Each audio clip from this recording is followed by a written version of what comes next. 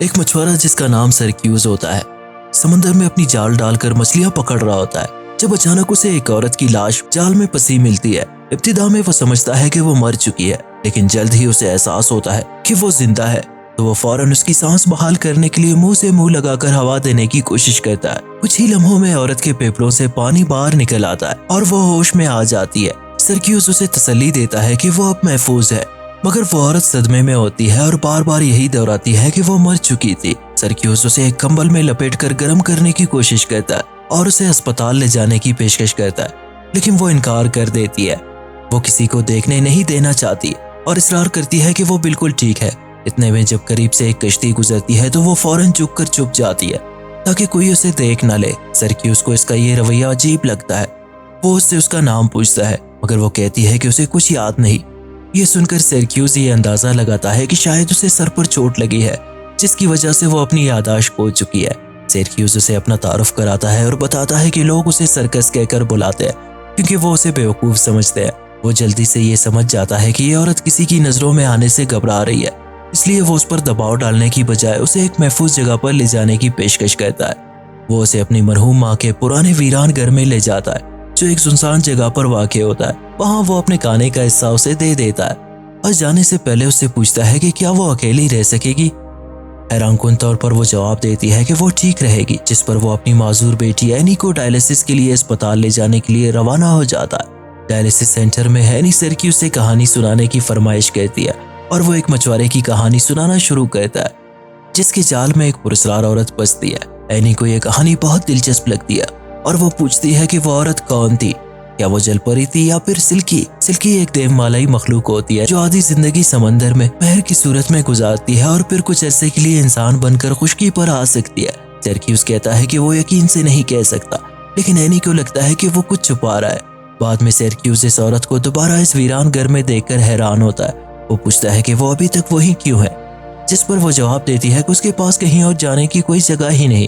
اگلے دن جب سرکیوس مچھلیاں پکڑنے کے لیے سمندر میں نکلتا ہے تو وہ عورت جو اب خود کو اونڈین کہتی ہے اس کے ساتھ جانے کی خواہش ظاہر کرتی ہے۔ سرکیوس پہلے ہچکچاتا ہے کیونکہ سمندری سفر میں عورت کو لے جانا بدشگونی سمجھا جاتا ہے، لیکن پھر وہ مان جاتا ہے۔ جب وہ سمندر میں ہوتے ہیں تو اونڈین ایک نامعلوم زبان میں ایک پراسرار نغمہ گانے لگتی ہے اور حیران کن طور پر سرکیوس کی کشتی میں غیر معمولی تعداد میں لابسٹرز پھنسنے لگتے ہیں۔ سرکیوس حیران رہ جاتا ہے کیونکہ عام دنوں میں اسے اتنی بڑی تعداد میں کچھ بھی نہیں ملتا تھا۔ وہ دوبارہ جال ڈالتا ہے اور جب اونڈین دوبارہ گاتی ہے تو اس پر بھی بڑی مقدار میں مچھلیاں اور لابسٹرز جال میں پھنس جاتے ہیں۔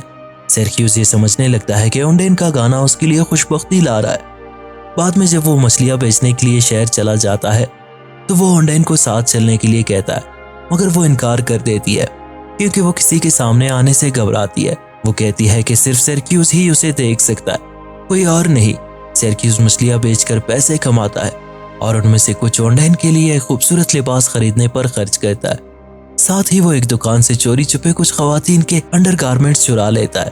شام کو وہ اینی کو مزید کہانیاں سناتا ہے اور اینی اب پختہ یقین کرنے لگتی ہے کہ اونڈین واقعی ایک سلکی ہے۔ وہ مزید تحقیق کرتی ہے اور اسے پتہ چلتا ہے کہ سلکی اپنے مہر کی کال اتار کر 7 سال تک زمین پر انسانوں کی طرح رہ سکتی ہے اور اس دوران وہ غیر متوقع خوشیاں حاصل کر سکتی ہے۔